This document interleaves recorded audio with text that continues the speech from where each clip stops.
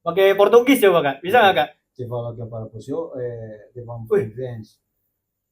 Sehingga alam juga memahami bahwa kita punya niat yes. ini Betul, betul. selalu baik. Betul, betul, Ya. betul. Itu saking sakitnya kepala saya, itu hampir mau meledak itu. Ih. Iya, dalam saat itu memang saya sudah pikir apa frustasi. Saya bilang udah pulang udah, saya pulang Oh. udah, pulang udah. Dia bawa datang itu obat, saya bilang dalam hati, aduh nih, kayaknya dia mau racunin saya.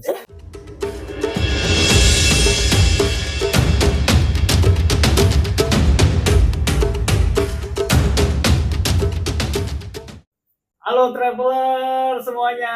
Sekarang saya bersama dengan Kawens yang nantinya Kawens bakalan memperkenalkan dirinya sendiri sebagai apa Kawens di Adventure Carpens. Oke, halo Kawens. Sehat Kawens? Puji Tuhan, Puji Tuhan sehat.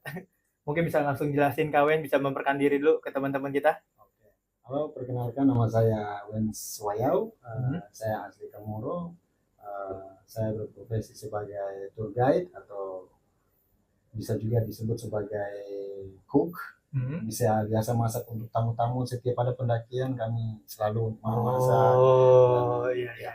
Membuat menu, terus kami selalu melayani tamu dalam hal pendakian lah begitu.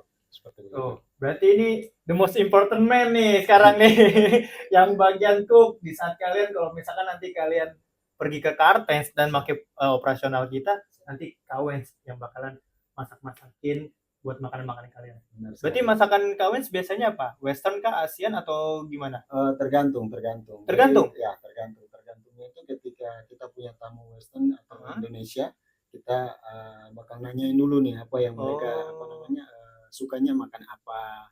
Nah, dari situ kita bisa siapin mungkin menu-menu apa Westernnya seperti apa, mungkin makanan lokal atau mungkin kalau seumpama tamu kita dari luar negeri misalnya, kebanyakan sih dari Cina dan Cina dan Eropa ya. Jadi kita juga perlu menanyakan mereka nyamannya seperti apa, mereka maunya makan seperti apa.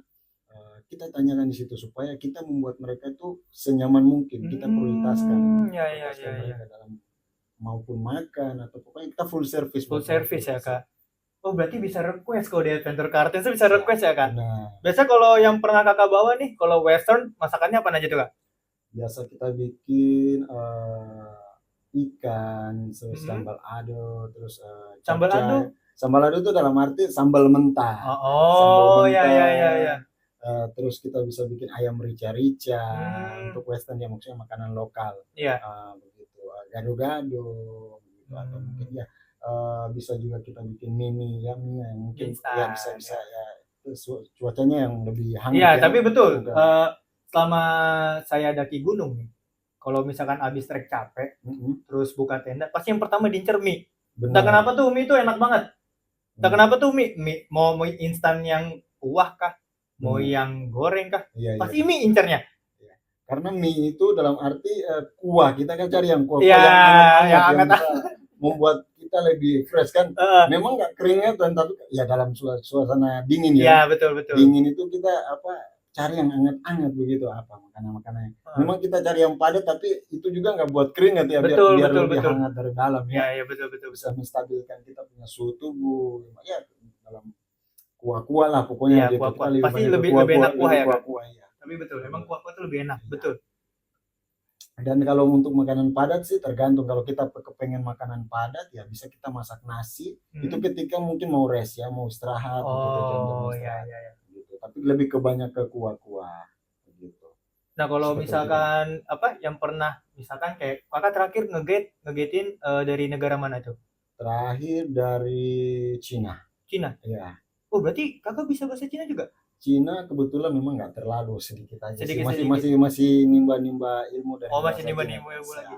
Berarti kakak bisanya apa aja bahasanya? Bisa bahasa Belanda. Bisa bahasa Prancis, bisa bahasa Inggris. Ya, tapi lebih ke Inggris lebih umum ya karena iya, Inggris lebih umum betul. Karena kebanyakan tamu yang datang itu kita lebih ke bahasa umum. Gitu. Jadi ketika apa yang mereka mau, kita juga lebih menstabilkan situasi supaya teman-teman kita, rekan-rekan kita itu juga ada yang paham. Seperti itu. Abis tadi apa tadi? Indo, French, Jerman. Ya. Terus? Brazil, Portugis. Wih, Coba Kak, coba sedikit aja kalau misalkan kayak memperkenalkan diri pakai bahasa apa misalnya. Pakai Portugis coba Kak. Bisa nggak Kak? Ci falo che parla così, devam Wih, friends. Messi, Ronaldo, CR ya. Cuma tahu saya. Obrigado, obrigado. Bisa bahasa, bisa. Jadi sepanjang itu ya banyak-banyak experience yang kita timba ya. Dari itu sehingga teman-teman kita banyak menimba ilmu dari setiap Betul, pendakian betul, itu. betul. So, jadi rekan-rekan kita itu kita punya kekerabatan yang kita lebih jalin ke tamu. Kenyamanannya. Ya, ya, ya, ya, ya. Kenyamanannya, terus prioritas utamanya itu kita membuat sefix mungkin supaya mereka itu merasa puas dengan servis kita. Berarti balik lagi hospitality dan safety Hospitality, nomor satu ya ya, Kak itu di yang Adventure paling- Kartens. Iya, benar sekali. Safety-nya, keselamatannya, terus lingkungannya kita perlu jaga. Kita memberikan penyampaian apa yang perlu kita selama pendakian ini kita harus tinggal, kita harus jaga kebersihan. Betul, betul. Sampah-sampahnya ketika kita di atas kita harus siapkan tempat, kita membuat wadah untuk bagaimana kita selalu menjaga lingkungan sekitar. Gitu. Terus kita minta izin ke masyarakat setempat, kita izin ke orang-orang di situ. Oh iya. Gitu. Jadi tidak melupakan juga tanah adat istiadat yang tinggal di sana ya Kak. Benar, kita harus menghormati. Betul. Sehingga alam juga memahami bahwa kita punya sini betul selalu baik. Betul. Kita menyatu dengan Tuhan dan alam juga menjaga lingkungan kita selama kita di situ. Karena kita selalu menjaga lingkungan dengan baik, tidak membawa hal-hal negatif, tapi selalu positif. Seperti itu. Kira-kira dari kakak nih, kakak sebagai chef and guide di Adventure Kartens, ada nggak satu cerita yang menurut kakak tuh experience-nya nggak bisa dilupain deh? Satu aja. Satu. Mungkin entah lagi masak tapi kedinginan apa gimana itu. Ini benar. Kan soalnya kalau jujur nih Kak, saya aja waktu ke Surya Kencana ya, yang Gunung Gede Pangrango itu kan masih 2.500-an lah. Cuman posisi kan lagi badai. Benar. Nah, Arkan nih habis buka tenda, bikin parit kan, biar tenda tuh nggak banjir kan. Benar. Itu sambil hujan megang batu tuh gali, mau break sebentar, diem dulu, nge-freeze. Oh gitu. Jadi nggak bisa gerak. Sampai akhirnya minta tolong. Bro, tolong bro, gue nggak bisa gerak bro, gitu kan. Nggak bisa gerak, ditarik, ganti. Pokoknya yang basah baju cana sampai cana dalam tuh buka semua, ganti di terus karena nggak ada Kak yang kayak bungkusan gitu tuh yang pakai aluminium. Nah, ya itu kan nggak ada kan. Jadi penanganan tuh pas pakai SB ditiban sama temen, biarin dah. Udah bukan perihal apa-apa lagi ya. Bukan perihal jijik-jijik, cuman tuh biar hidup ya, biar sehat juga. Jadi biar hangat gitu ya Kak. Kita cari yang biar bisa menghangatkan. Ya betul, itu mau nggak mau. Situasi itu ya. Situasi itu kan apalagi Kartens nih suhunya bisa sampai minus kan. Nah makanya nih pasti ada cerita menarik, nggak mungkin apa? Ada satu. Saya punya pengalaman itu pada saat itu pertama kali ya saya cerita.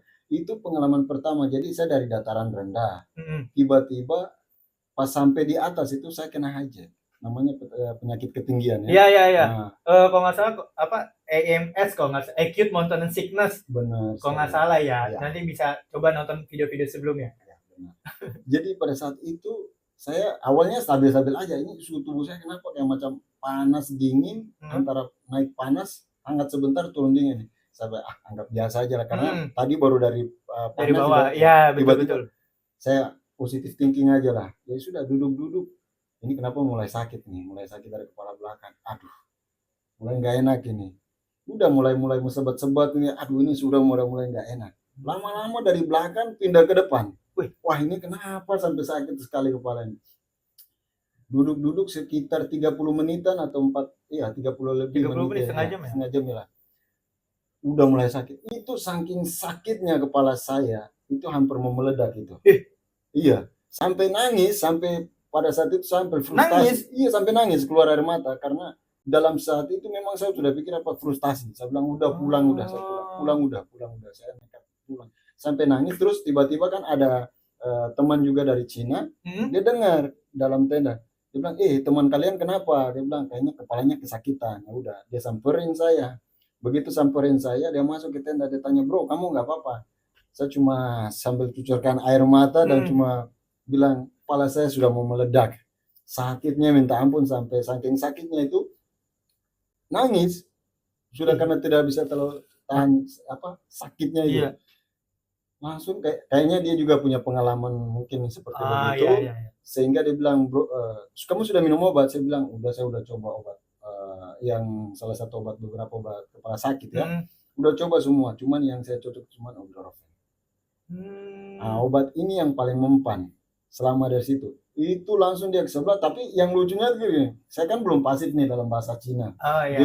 Dia bawa datang itu obat, saya bilang dalam hati, aduh nih, kayaknya dia mau racunin saya. Saya nggak minum, tapi masih aja dia bilang, ini orang kok saya sudah kasih obat, seharusnya sudah ada reaksi untuk teduh lah begitu, tenang.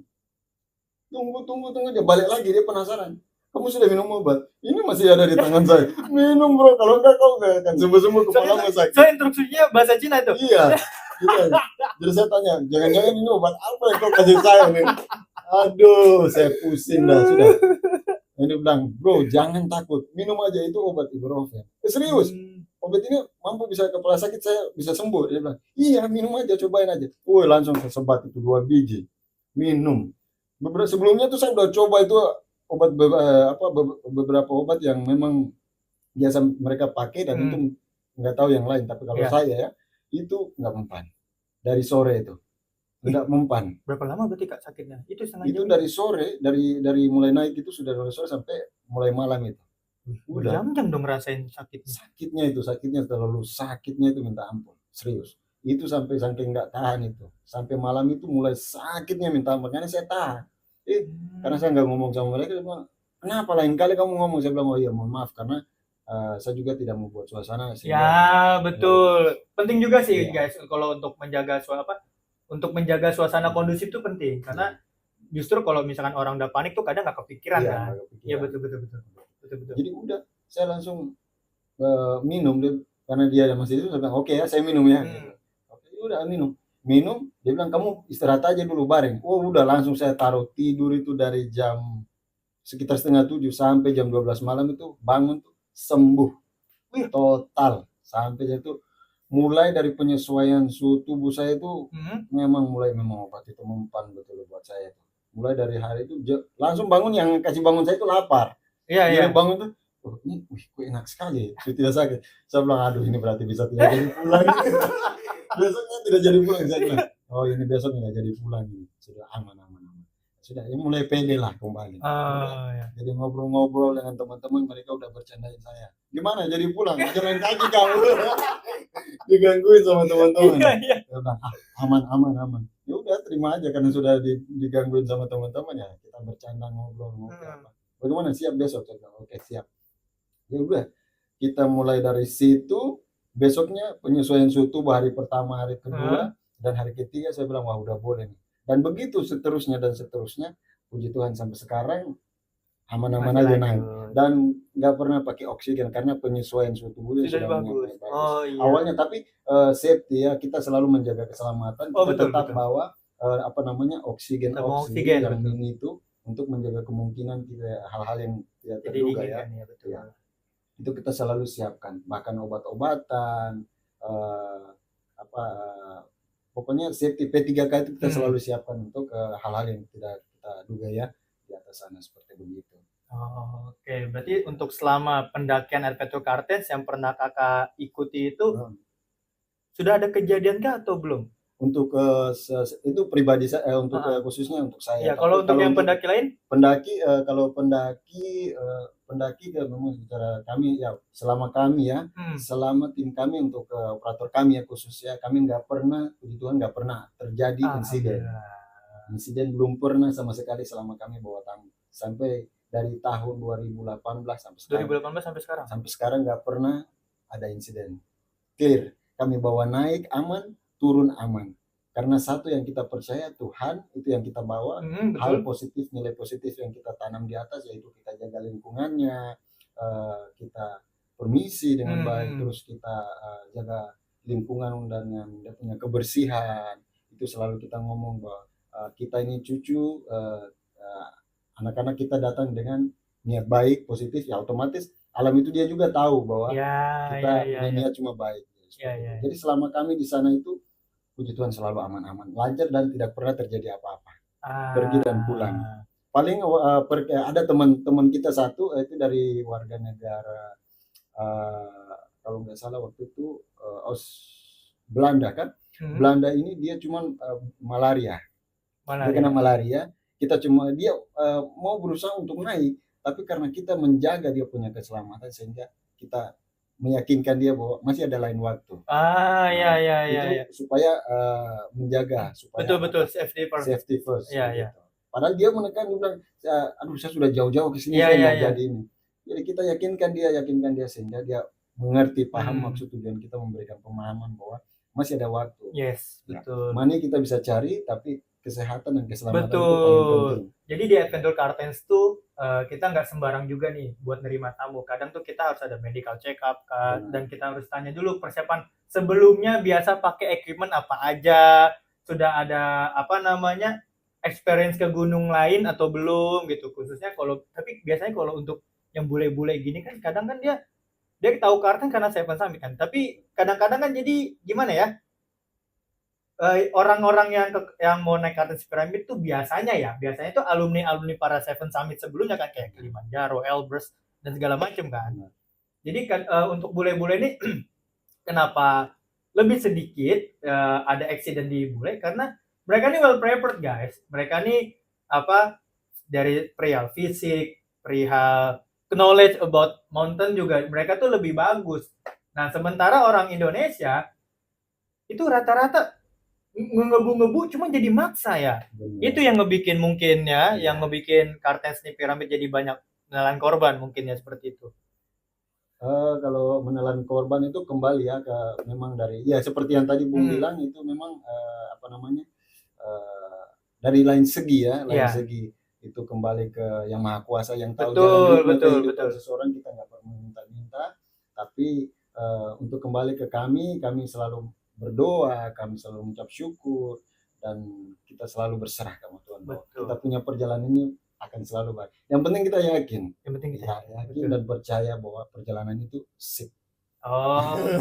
Mantap sekali.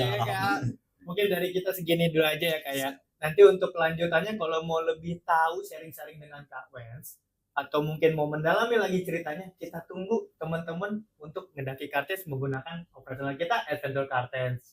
Oke Kak Wens, thank you so much untuk waktunya. Siap. Mungkin segini aja. Mungkin Kak Wens bisa say goodbye tapi pakai bahasa yang lain nih. Tadi udah pakai bahasa Portugis. Sekarang mau pakai bahasa apa? Kita ke English aja ya. English aja boleh. Thank you guys. Maybe next time we'll share another season. This is thank you for uploading it with your brother. For another second part for future. Thank you very much, and keep fighting and keep calm. And goodbye. Goodbye. Sip, mantap, Kak Wens.